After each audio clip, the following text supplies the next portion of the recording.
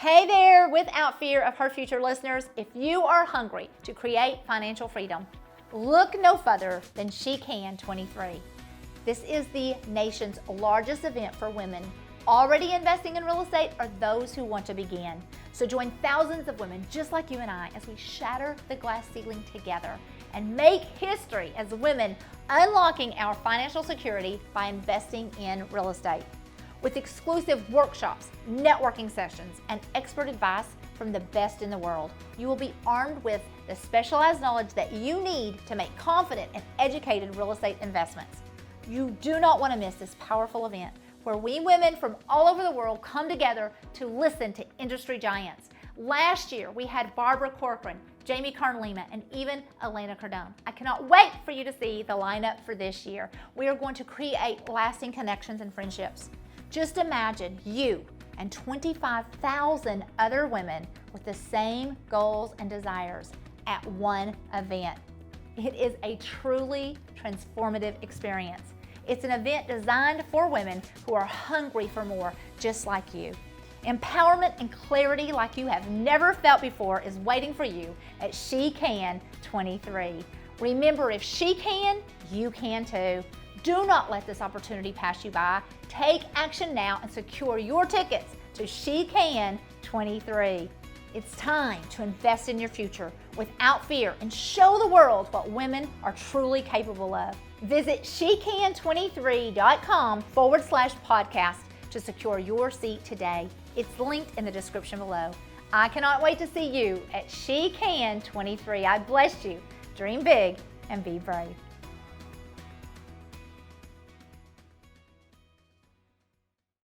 Just keep reaching out until you find that, especially 3 or 4 or 5 friends that you know that you can share your deepest, darkest secrets with, and you can trust them, Right. not to tell your secrets, not to judge you. That's so, so important.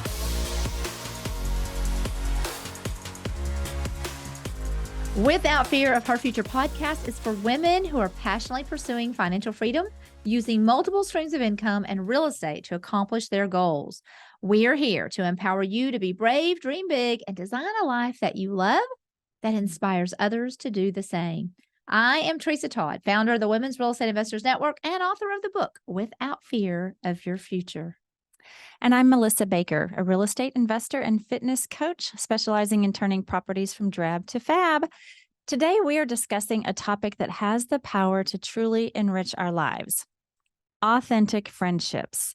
Drawing inspiration from Harvard studies and personal experiences, Tresa and I are going to explore the profound impact that close companionship has on our well-being, our success, and overall happiness. So, Tresa, let's just dig in. Yes. Let's begin with positive effects, the positive effects of the importance of friendships. And I know you've read some Harvard studies on this, and I want you to just talk about that. Yeah, Okay. let's start with that. I literally just was looking at this weekend, and there's just so much study on the power of friendships, and the closer friendships that we have, it proves that we will live longer and that we will be happier. And I believe that. Yeah, I mean, I 100% absolutely. believe that. And the closer, even what it was really saying is that even acquaintances and having lots of friendships is very good for us. But then we also have to have those really close relationships, and that those do bring an intimacy, and it gives us something to live for and to look forward to, is really what the study was all about. So it was really interesting. And it was really talking about what happened in 2020 when everybody was closed off and there was so much loneliness. The suicide rate went up, depression, anxiety, all went up during that time. So it's so important. It's so important. I mean, people die of loneliness every day, even when they can't really find something wrong in their body, and believing that it's truly just loneliness. Which is so, so sad. So I know you believe that having true friendships it's so important to every area of our life. Yes, absolutely. We need each other.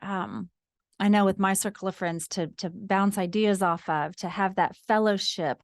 I mean, there's so many.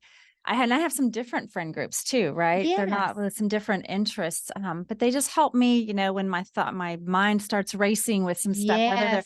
good thoughts or, I'm taking off with some bad thoughts or whatever. My friends definitely Can help me. reel us in if we're Yes. thinking crazy, Mhm. or help us to real, for me, I need to say, I process as I say things out loud. Right. Yeah. And just saying it to someone. Sometimes I didn't even know I felt a certain way until I said it out loud to someone. And we need someone that can handle us and all of those things Yeah. that we need to say, but we can trust. We need people that we can trust to say Yes. things to, that aren't going to judge us Mhm. or tell all of our secrets. And we'll talk more Right. about that later. We definitely will. Yeah. Yeah.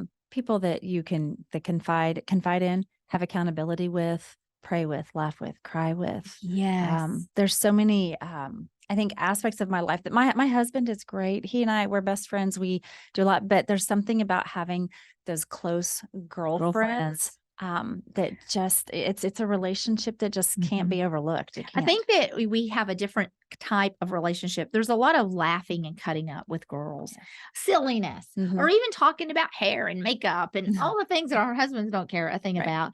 But, and we may not think that that is important, but it proves, Harvard studies have proved that even those silly conversations are needed and they give us value. And, if we're struggling in a relationship, sometimes it takes a friend to help us to realize, hey, that's not healthy. You need to get out of that relationship. Or maybe we're dealing with things at work, and some of our girlfriends can just help advise and encourage, inspire us. And oh my gosh, we all need those that will inspire us to take that next step and encourage one another. Yes, you've got this. You're braver than you think. Yes.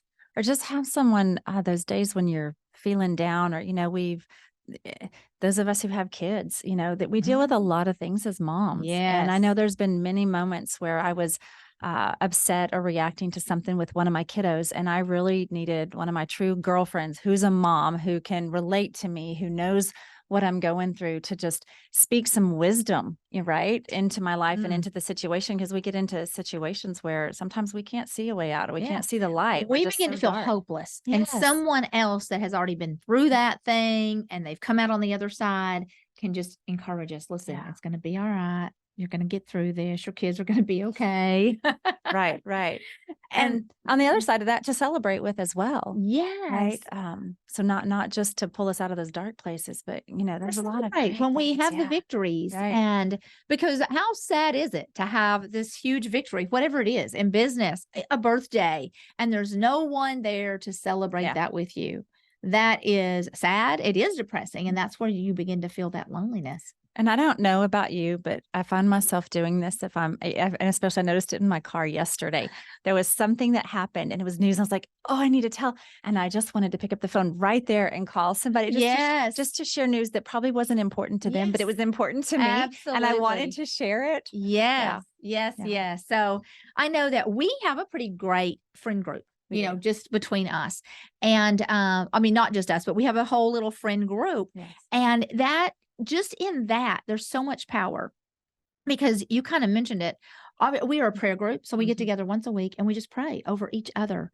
And whatever the needs are, whatever somebody's struggling with at that particular time, we pray about it. But, we also are doing the laughing and the cutting up, the advising and the counsel. Right. And I mean, sometimes we're crying together. Sometimes we are celebrating one another, playing together. We just had a girls' weekend where we went out to the lake and jet skied, paddleboarded, laid out in the sun. And I mean, I just think all of that is so powerful. And so I know that and my mother modeled that in front of me. My mother always had best friends. So I just automatically grew up thinking I needed best friends. I have really talked to a lot of women that never really had that in their life. And so let's kind of talk about how you purposely develop those friendships and what does it take to do that? Yeah, right. Well, I think it's harder the older we get. I think when we're young, you can remember back, you've got the 3 boys, I have 2 daughters, and the moms out there, we can relate with, when your kids are young, you tend to have friends that have the same age kids as you, because you're in those groups, you're doing sports together or other activities together, right? And God just kind of surrounded me, I know, with friends in college. When I was in college, I went off to college away from my high school. I was one of two of us that went to Texas Tech, and so I was pretty alone there. And God really surrounded me with a new circle of friends in that time period. But he also, that was about the time that I got saved and I made the choice for Christ my first year of college. And in that, he really sent women into my life, young women, college age, to just kind of surround me and walk me through that, and got me involved with one of the campus ministries. And the women from that campus ministry are still very, very dear friends of mine today, but they really filled that void in my life from moving from my small town where I graduated high school to the big university, and taking part in that. And the same with my kids, when I had kids, going through pregnancies, I found there was other pregnant women that you just kind of get, whether you meet them in a birthing class or something, you get connected to them. And then your kids, as they're going through events. As a single mom, when I went through my divorce, I had women who had been through something like that to relate to talk to help me through some of the stuff, or that I could even mentor through theirs and help them through theirs. Right. So those phases of life, God definitely provided the friendships that I've needed to carry me through. And I think that you probably have some very similar situations. Yes, I know that, when you're married, you tend to have mostly married friends. Right. And I remember going through a divorce many years ago and needing some single friends. And I didn't want partying friends because that was not who I was. I wanted godly women who wanted to chase God, but also wanted to have fun and I can remember praying so specifically, the kinds of friends that I wanted. I wanted fun friends, but that also had a love for God, that I was really getting into health and fitness at that time. And so he literally brought me 7 friends in a very short period of time. And we all became such good friends. We would go on vacations together. We hung out. We would go get our nails done together. And we're still friends to this day. Yeah. So like you said, as we get older, we have to create those friendships. Be very intentional. Very intentional. And that means that we're going to have to sometimes be awkward. And and to just say, hey, almost like in kindergarten, hey, you want to be my friend? We have to really be maybe the person that says, hey, do you want to go get your nails done with me? You want to go have dinner with me or have lunch after church? Or we just sometimes have to really purposely do that. Be the one that texts somebody, be the one, because what I have learned is there are so many people around you that need your friendship as much as you need theirs. Right. And they are looking for someone to invite them. And so, we're always talking about being brave. So be brave and reach out. If there's someone that you feel like you really want to connect with, invite them, send them that text, make something happen, because you never know what kind of relationship can grow from that. All it takes is a smile and a little bit of kindness. That is exactly right. It's a lonely world. And when we remember that, because I think we tend to think that everybody has their own friends and they don't need us. But I will tell you that, and sometimes that's true. Sometimes, because there's been times in my life where my life was filled with friends. I didn't have time to make a new friend, but that's been very few times in my life. And if that's the case, that's okay. That's just not the person for you. Just keep reaching out until you find that, especially 3 or 4 or 5 friends that that you can share your deepest, darkest secrets with, and you can trust them, right? Not to tell your secrets, not to judge you. That's so, so important. Yeah. And as we get older, finding it's like we were saying a little bit ago about being intentional with our friendships. I think with our friend group, being so intentional to meet once a week, and we don't all show up every week. Right. If we can, we do, but we really have to be intentional. And I think especially as we've gotten older, we're not in those circles where we've got commonalities, right? Like our kids aren't the reasons we're getting together anymore. And if you're in a job, chances are you spend a lot of time with people that are at, wherever you work, you spend a lot of time with those people. You've got to make time for those outside friendships and people that have other things, and in common with you, or make them, like you said, and become intentional about finding those friendships. We created a group of friends that love God, that's so important to them, but they are also doing real estate investing. Some are married, some are single. But we've got the basics, Yeah. in common. And then we've just purposely created. And it was so divinely appointed too. Just a Yes. little background on our friend group is when you and I became friends, which was a total divine appointment. Yep. Us becoming friends and realizing we had a couple of pretty big things in common, Yep. and started spending some time together. And one thing you and I started doing, because it's important to you and I as believers, is to pray together. And that's one thing that we started just meeting once a week to just, we met at a park. Yep. And we would We would walk walk. and pray, Yep. remember? Yep. And I remember us talking about, and that's really where we got to know each other and share Yes. things, share our lives together. And prayer can be very intimate. I mean, you're Mhm. intimate with the Lord, but it also makes you vulnerable and intimate with someone else, to tell someone else what you're needing prayer for. Yeah. So I remember you telling me your vision for a prayer group. This is what and we started praying for this prayer group that then, came about a year later. Yeah. So it was very intentional, and it was prayed over and divinely appointed. Yeah. And sometimes that's what it takes. So Yeah. Oliver. And I just reached out to people that I didn't know any of these people very well at all.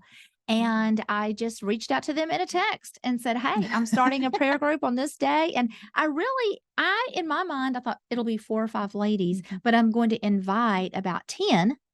And because, we knew when we were going to do it, not everybody would be able to make it. And what's crazy is all 10 of them said yes. Yes. And that we still meet today. Like you said, we're not always there, but isn't that amazing? And it is the way that we just developed true friendship and intimacy so quickly. And the support of other women. I just want to speak to this for a minute. This is with the friendships. I remember when I was pregnant with my second baby, and their dad, my children's dad, he travels, and he was scheduled to be out of town on my due date. And I remember thinking, I can't do this without him. I need him there. Yeah. And the Lord is so good, because he gave me a peace about it and said he's going to work it out. And I tell you what, I gave birth with my girlfriends. And women know how to take care of women. Yeah. And it was a beautiful birth, even without him. And it turned out so great, but I was so supported and so loved. And so these friendships are beautiful and precious and intimate. I love that. I agree. For me, especially, I'm an extrovert. But I just want to speak to that for a minute. So I literally get my energy from hanging out with other people. When I come away from something like that, I'm ready to go. I'm energized.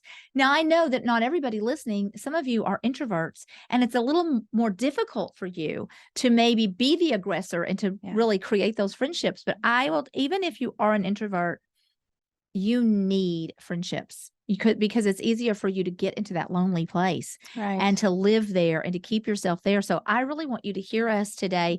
Begin to pray and cry out to God. If you are listening to this and you don't have that group of friends that you can laugh with, play with, pray with, go through hard times. I mean, our friend group has shared some pretty hard things. That's right. Death and families and hospitals and babies. So we've had victories and celebrations, but also some hard things.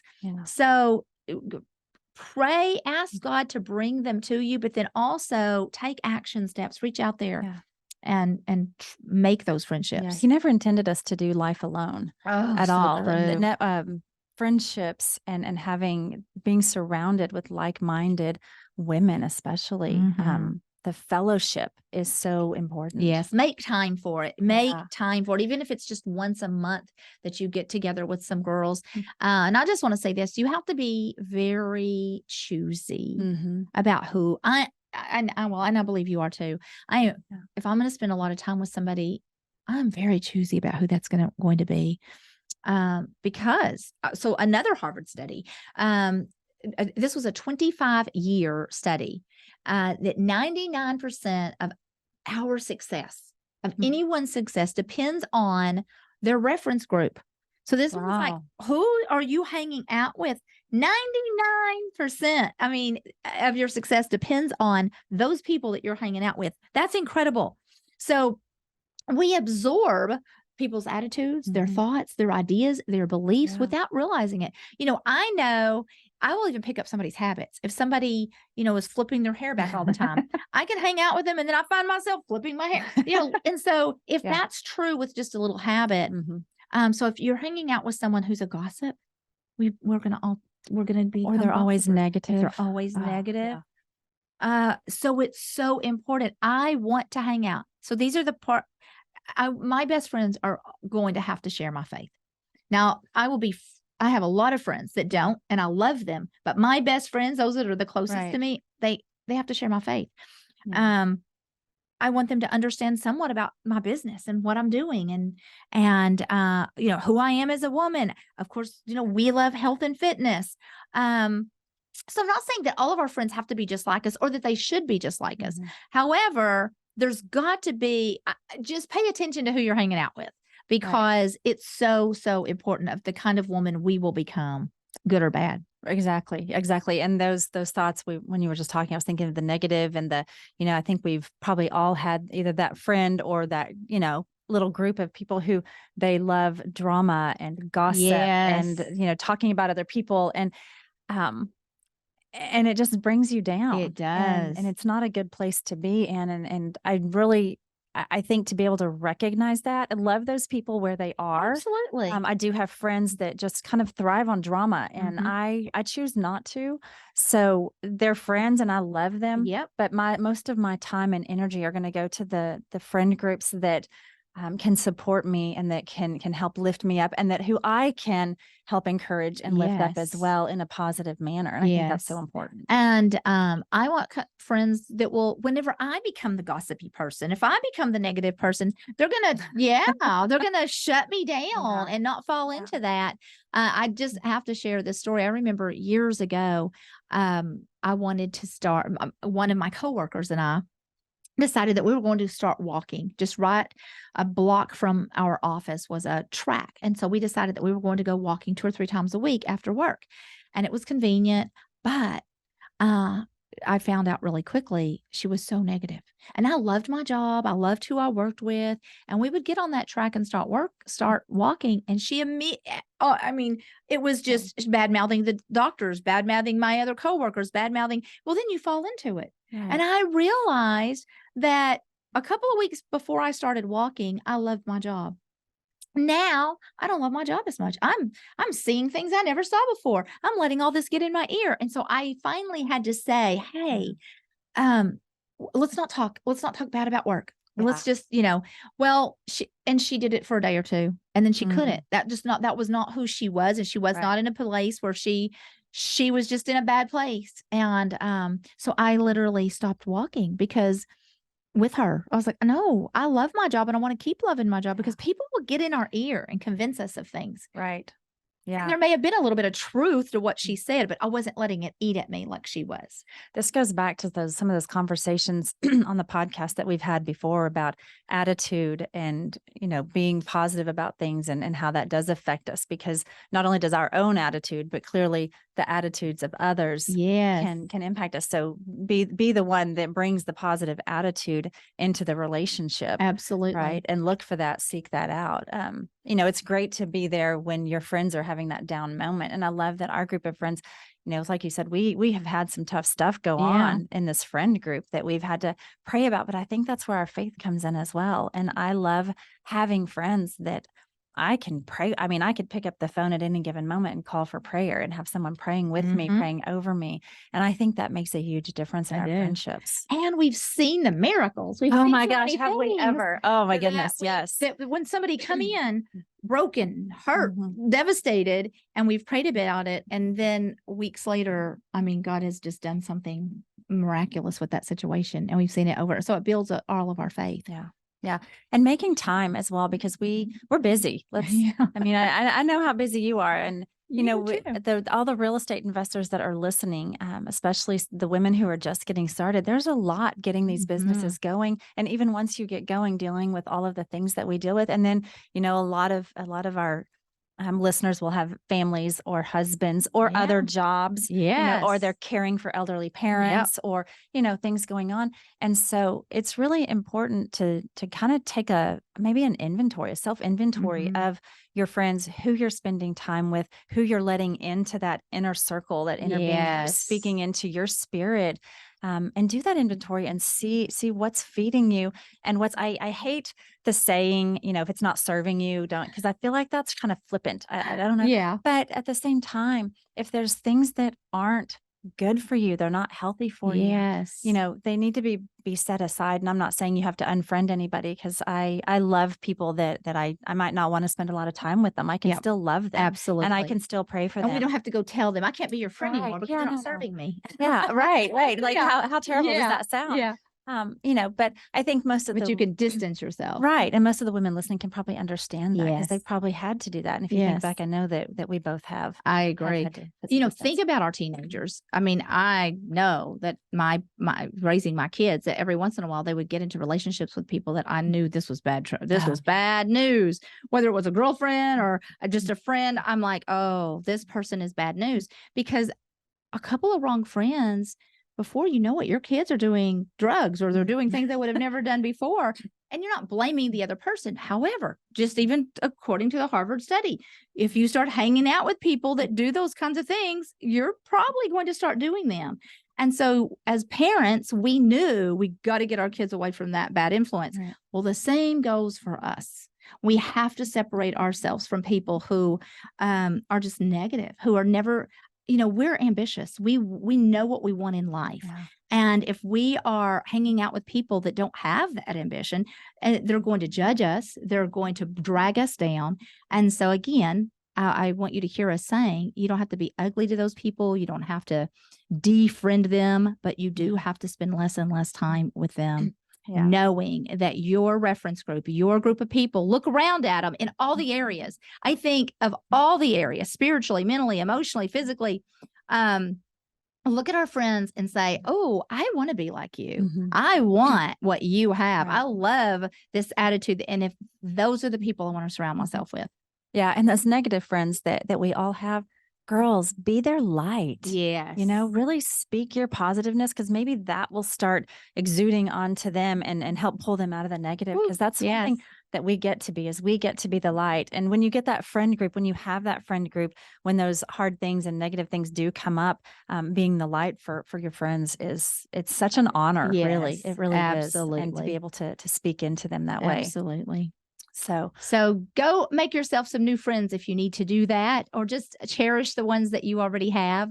But, the thing I think that we want to just say today is go develop some relationships on purpose. Yes. The kind that are healthy, the kind that are going to help you get to the next place that you want to be. Again, whether we're talking spiritually, mentally, emotionally, financially. And for the women in the network, there's women all over the country, and all it takes is one little post on Facebook to reach out and find some women that are close to you, or even in your same state. If you're in a, maybe a more rural area or not a big city, you can find someone that you can at least communicate with and get to know, because friendships, this person to person and face to face is so important. We learned that in 2020. Yes. But you can develop some beautiful friendships, even long distance, with some common stuff. Absolutely. So I think that would be our call to action today from our podcast, is to really take that inventory of your relationships and find and go seek out those friendships. And you were talking about being an extrovert, and you and I just had this conversation. Something I learned this week about myself. I always considered myself an introvert because I was a little standoffish at things. But you said, if being around people feeds you, like an introvert wants to be by themselves. And I've always been someone who wanted to be with other people, but you nailed it. It was more, I was an insecure extrovert is what I am. So there's a difference, ladies. So if that's you, that's okay.